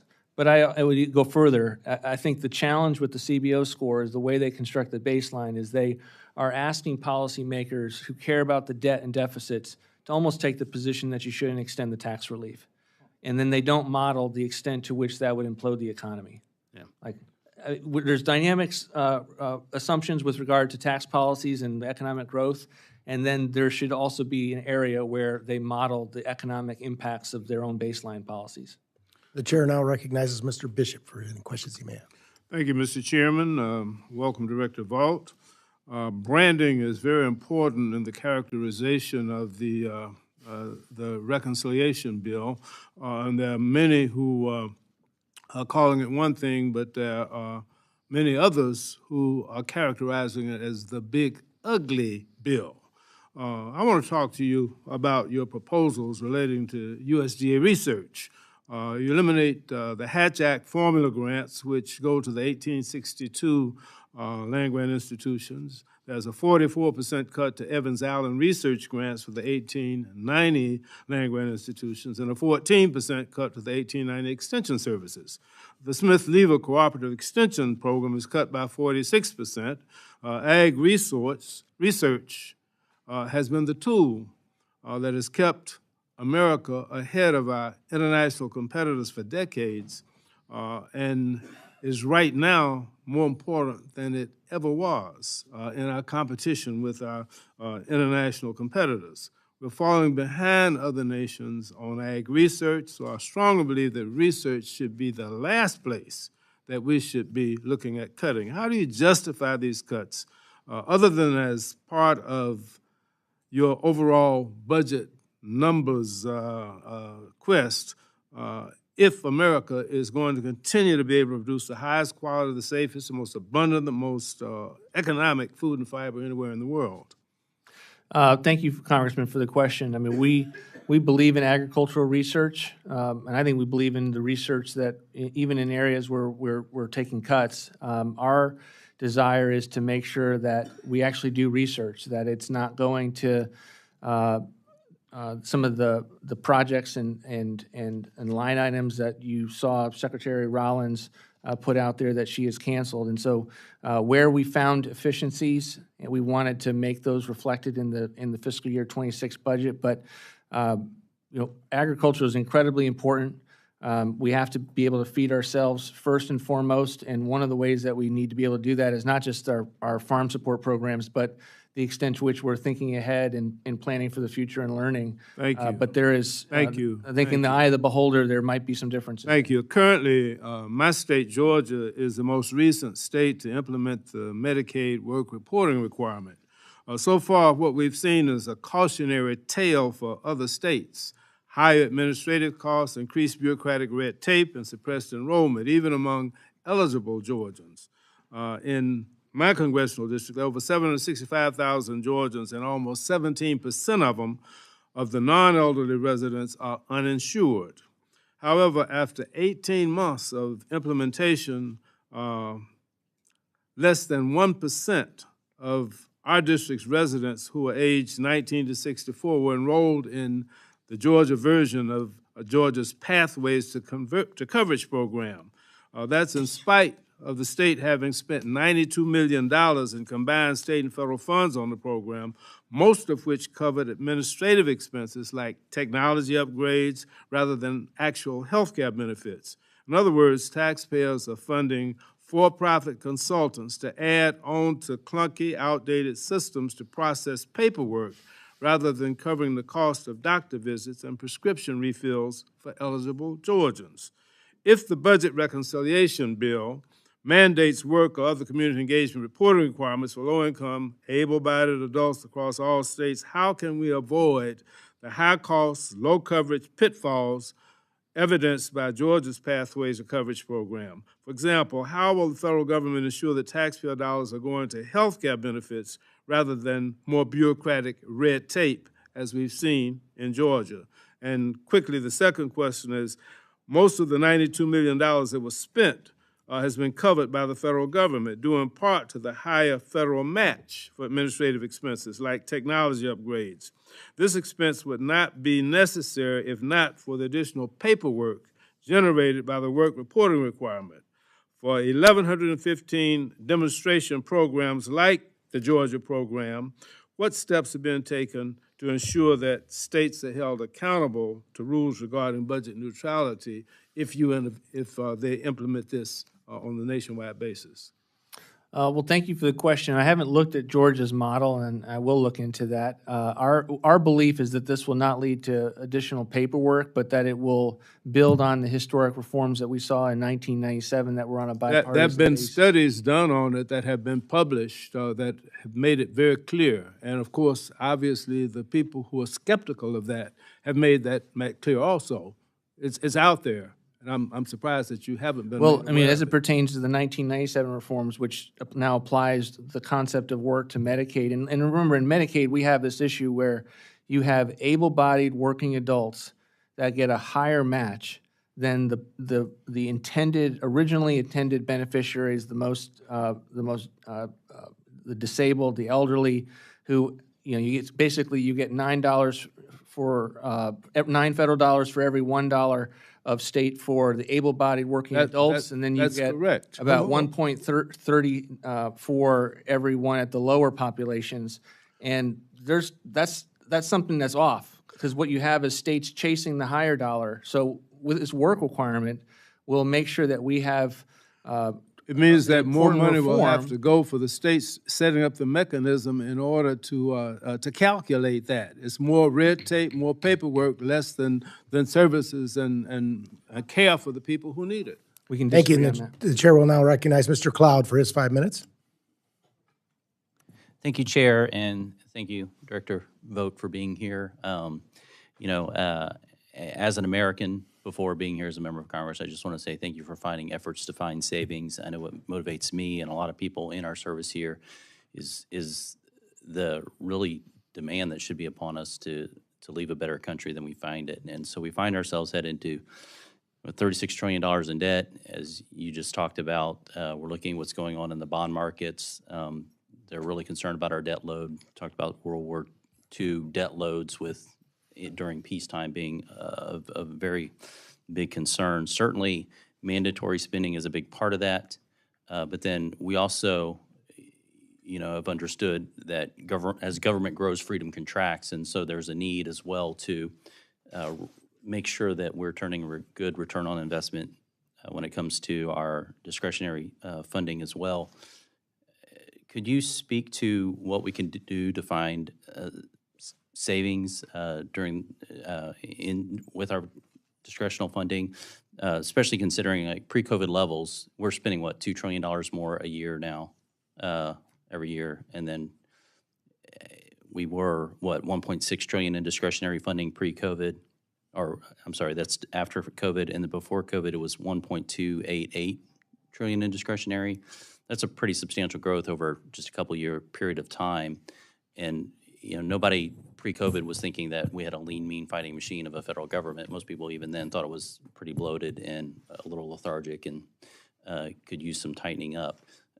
Could you speak to what we're doing to find savings and return a better return on? Sure. I mean, it's reflected in our budget proposal.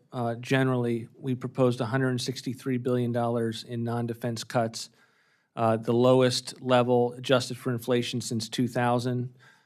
Not adjusted for inflation, it gets you back to your pre-COVID levels. And we really are trying to find programs that we believe are fundamentally wasteful or divisive. When you're providing $315 million for preschool grants for CRT indoctrination for 4-year-olds in Minnesota, we think that money is not just wasteful, but it's actually harming the country as a whole and those individuals. And we looked at it from every vantage point from that standpoint. It's one of the reasons we talk about the cuts to woke and weaponized bureaucracy and wasteful. And sometimes you just can't afford something when you're $37 trillion in debt that you would otherwise be able to afford. There are drivers that you have in the appropriations process that we pay for. And we pay for the needs that we see for veterans. It almost acts like a mandatory program within your jurisdiction. We have proposals for rental reform to block grant to the states and require a cost share with states so that we don't have people that are too soon moving off these programs into self-sufficiency. That's another driver that you all are facing with that is on your books. It's not a mandatory program, but acts like a mandatory program, and we're trying to account and deal with those with the proposal that we sent up. I was late to this hearing because I was in the DOGE subcommittee hearing in which we were talking about NGOs that are, we call them NGOs, but many of them have well over 50% of their funding coming from the federal government. One I highlighted was Endeavors, which was a big part of the apparatus, really the industry that stood up to bring illegal immigrants. Over 90% of their funding was coming from the federal government, and they kind of ceased to be an NGO at that point. Can you talk about how you're evaluating these, I would call them quasi-government entities as opposed to an NGO? I think it was over 35,000 of them are getting more federal dollars than they are donations. I mean, it was a major thrust throughout this process for constructing this budget. And we have our what we call director's review, and literally we would ask on every program, not just what's the level, what's the need, but how is it distributed.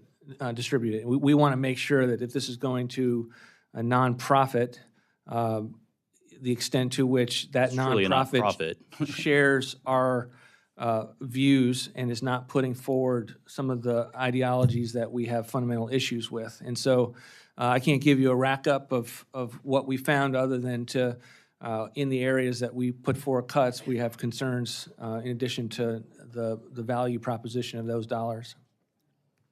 Thank you. The chair now recognizes Ms. Henson for a matter of before the.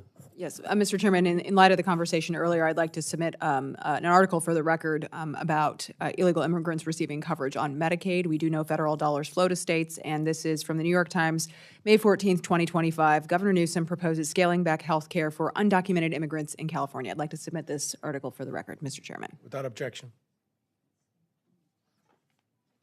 We have a limited amount of time. I noticed that in which we can maybe go to a lightning round. I'm sure Mr. Ivey is salivating for the chance for this lightning round. And so we could pick your top question that you wanted to ask and try to keep it to 2 minutes. That will get everybody a chance, and in order to be fair to everyone here. Fair enough? I will certainly defer to my elders here, so. Well, we're looking forward to another 2-minute lecture. I will take the liberty of going first then. The ITOR account was established back in 2015. The ITOR funds currently being used for both DOGE federal workforce and software initiative. What is the breakdown or percentage of DOGE funds that have been used for workforce issues, and what percentage of ITOR funds are being used to modernize technology? And further, your request for this year for ITOR, it's an increase of 145%. And I was wondering if you could tell us, is this for software modernization initiative or the 30 full-time equivalents that you've asked for sought under the budget request for ITOR specifically, or for the software initiative, or for DOGE too? The ITOR request in fiscal year 26 is for DOGE. We put it in the ITOR account because we are still in movement as to where DOGE resides, and the fact that we have opportunities through standard USDS work to do technological work at the agencies. So I wouldn't call it a plug, but we are certainly reflective of the fact that there's good work to be done regardless of whether DOGE is fundamentally housed in the EOP or at the agencies long-term. Thank you. The chair will now recognize Mr. Hoyer for a question. Thank you, Mr. Chairman. I'm at 5:17 already. Am I over?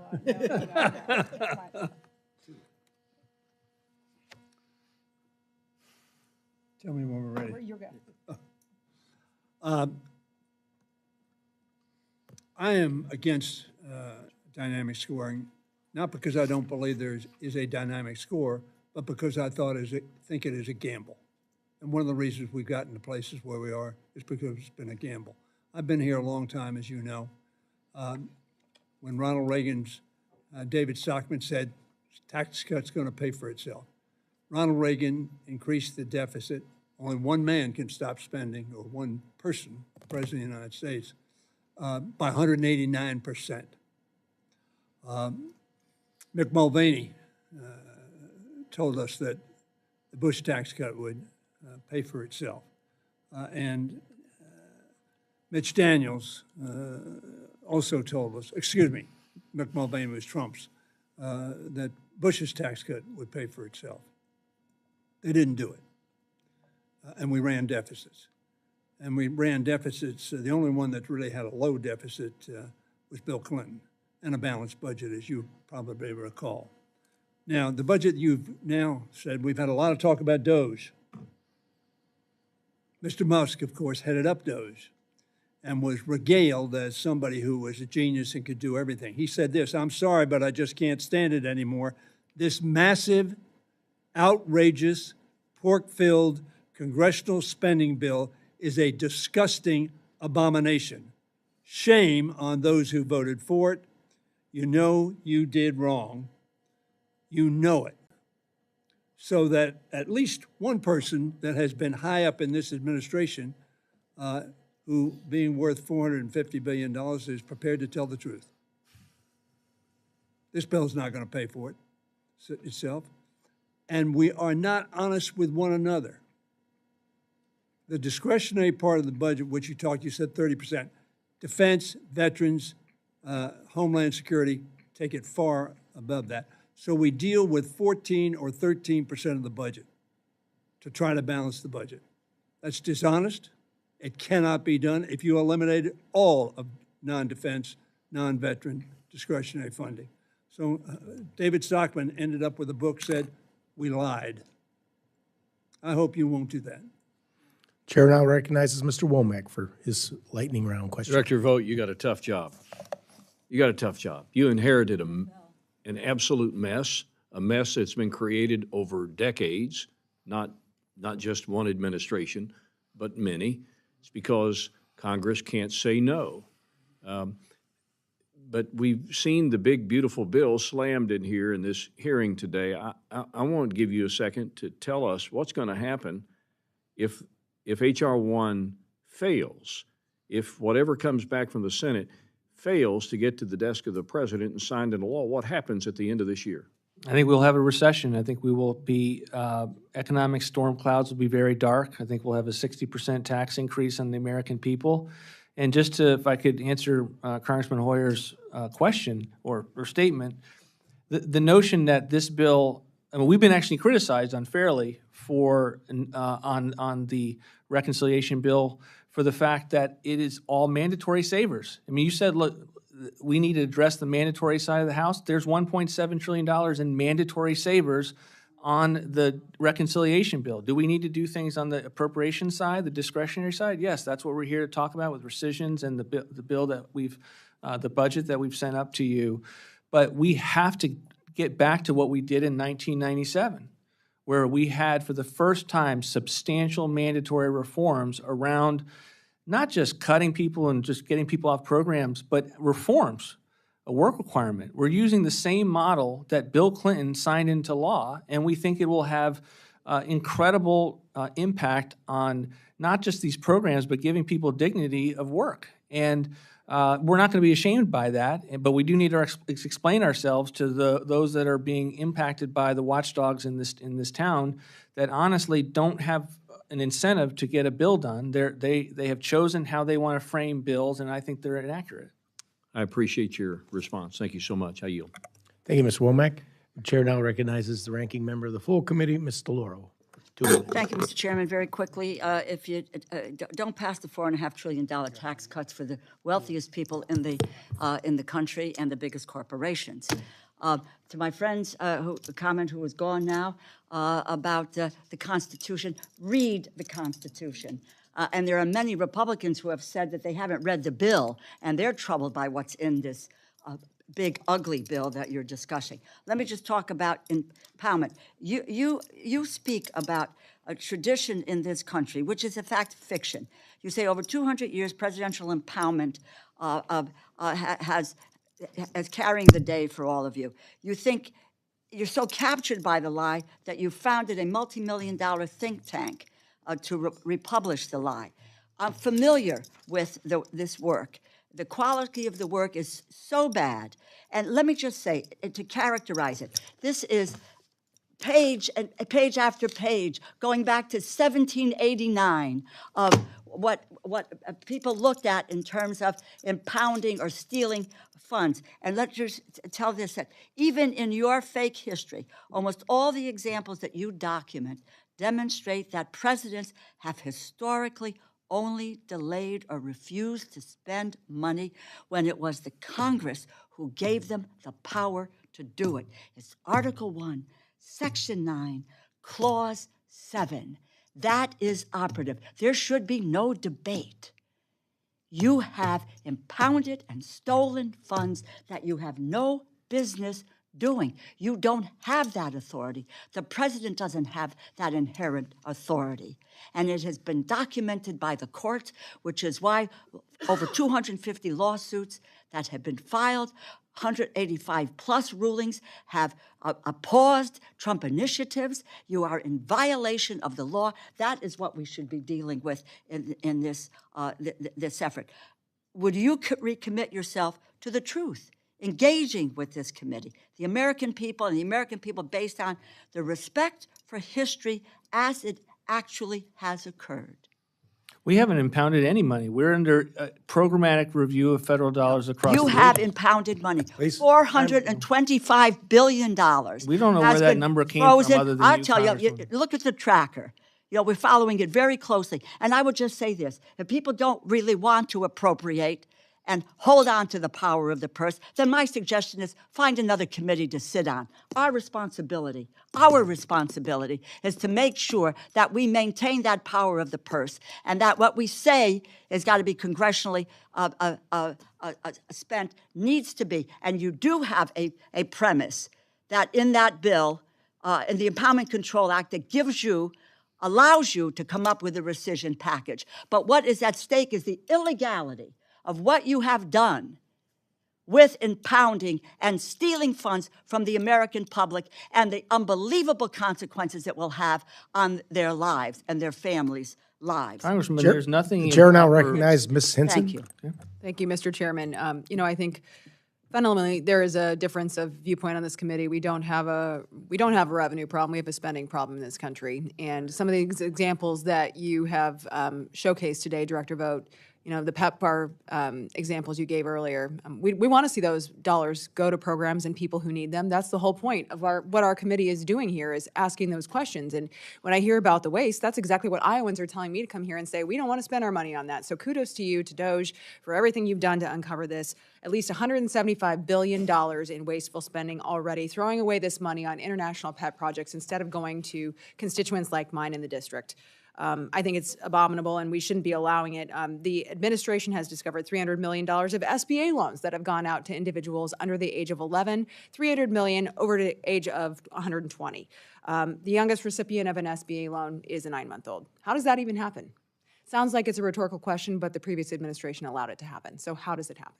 Well, I think one of the things that DOGE brought to this was a ability to think anew about something and look at it without having had the opportunity to be in this town and be up to speed on all the acronyms, to look at it just flat out. What's the value proposition of what's ongoing here, and what's the process by how it moves through the federal bureaucracy?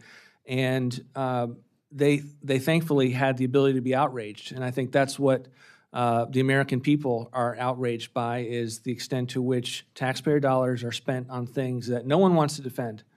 No one pushed back on the examples that I gave with regard to PEPFAR. No one wants to defend that. We may disagree as to whether that's the level of waste or whether that deserves a programmatic cut, but on a bipartisan basis, it's collectively outrageous. You go to any diner in the country, in every town in the country, and you present these examples, and it will be outrageous.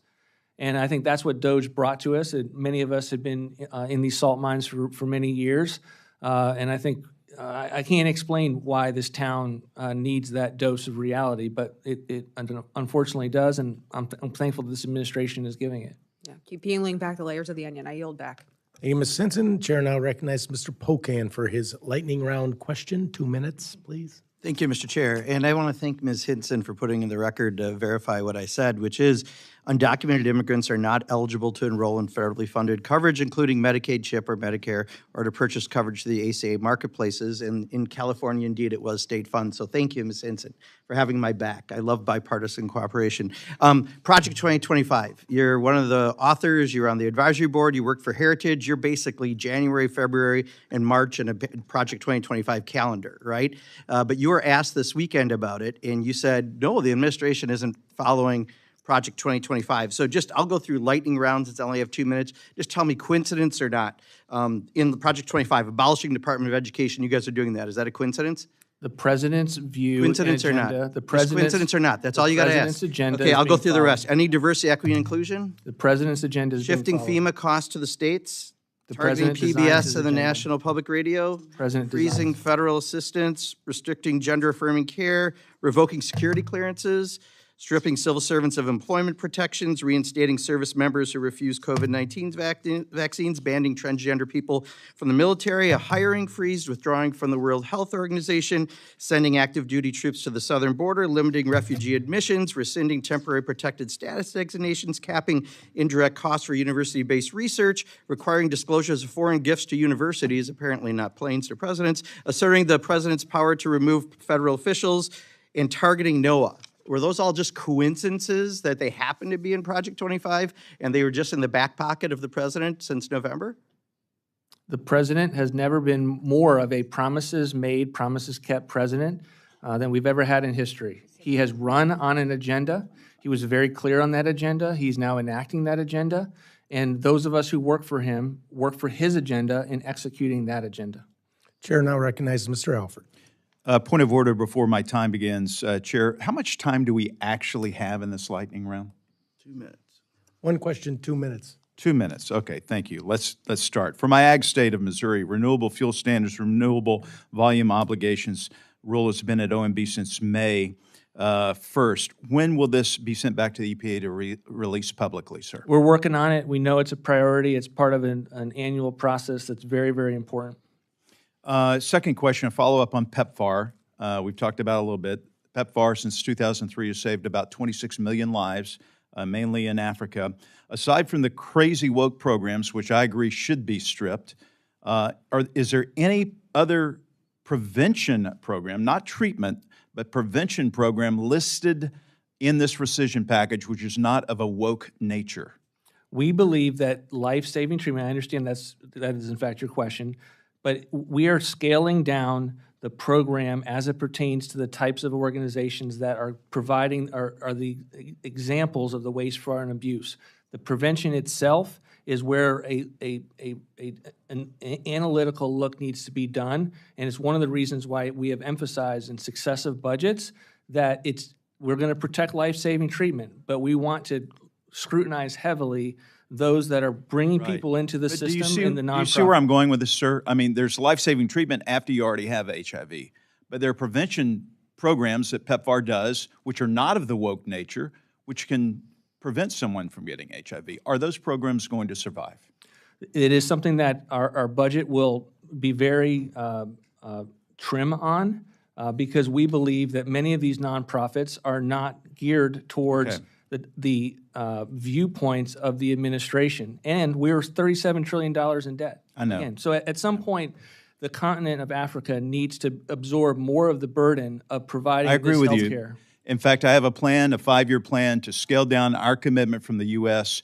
to put that on the backs of those in Africa and those in charities and churches. This is a temporary program. It's not to be sustained forever by American taxpayers. Thank you, sir. Chair now recognizes Mr. Ivy for his 2-minute question, statement, or whatever. All of the above, maybe? I don't know. But my colleague there, made me think of Bill Gates's quote. He just said, the wealthiest man in the world is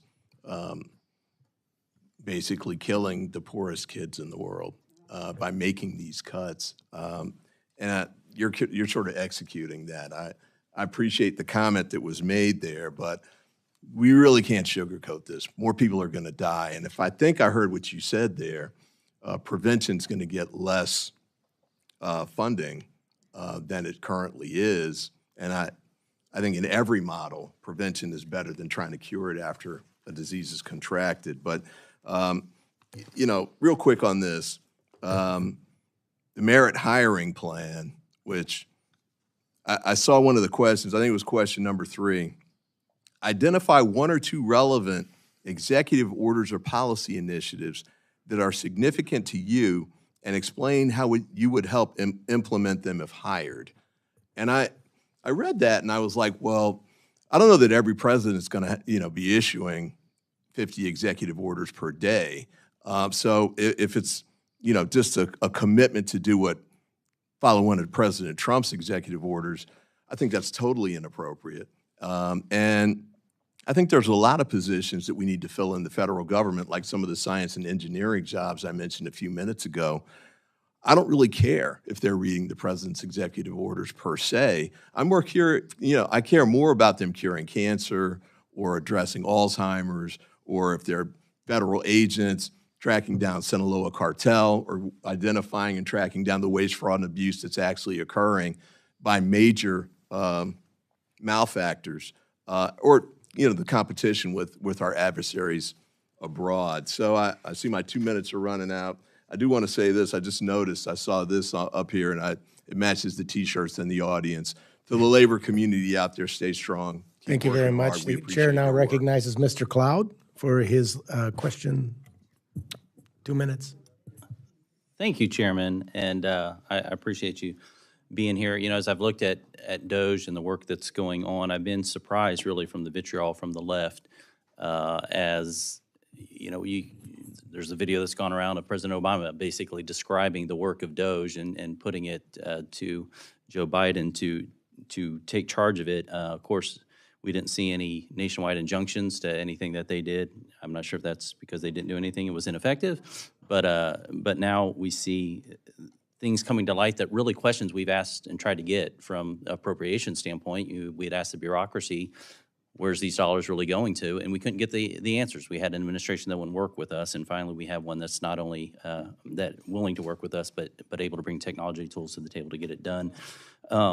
Appreciated what you said in light of, when I go home and I talk about Medicaid and the fact that more than half the people on Medicaid are above the poverty line, and what you discussed about we're incentivizing people to stay out of the workforce in order to receive Medicaid in many of these states, they become very much for once they understand what's going on and what the real target is, that we're actually protecting this and preserving it for the disabled and not attacking that. It's just seems well within what we need to do in order to back off the 36 trillion. So thank you for your work on that. I had one question in the little bit of time I had. Someone mentioned that dynamic scoring was kind of like asking the CBO. It was to score with dynamic scoring was kind of a gamble. I would submit that asking the CBO to do a score is a bit of a big gamble because their accuracy has been so off. And I would ask if the administration would support, I have a piece of legislation for the CBO to have to include interest cost in their scoring. And then I know Warren Davidson has one on show your work, which they don't do. If the administration would support that. It's a good idea. I'm happy to take a look at it and run it through our process to see what the president would think on it. Thank you. Thank you for that question. Chair recognizes the ranking member of the full committee for a moment. Thank you, Mr. Chairman. The historical record is clear that the president doesn't have inherent power to refuse to spend funds appropriated by Congress. And for an accurate historical record of this fact, I ask unanimous consent to insert into the record the documentation that supports my claim about the myth of presidential impoundment power. Object. Not asking for a statement, but without objection, we'll take it in the record. Thank you, and I also might want to add to the gentleman who just spoke, 39% of the children in this nation Well, get their no more health statements. Thank you.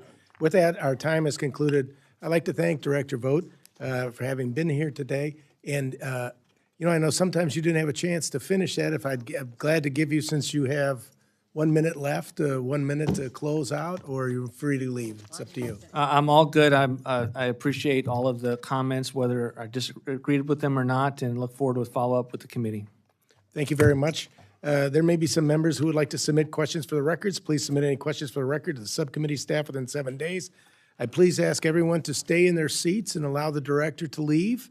And then as he gets out of the room there, then we'll move. Thank you very much. With that, this subcommittee is adjourned.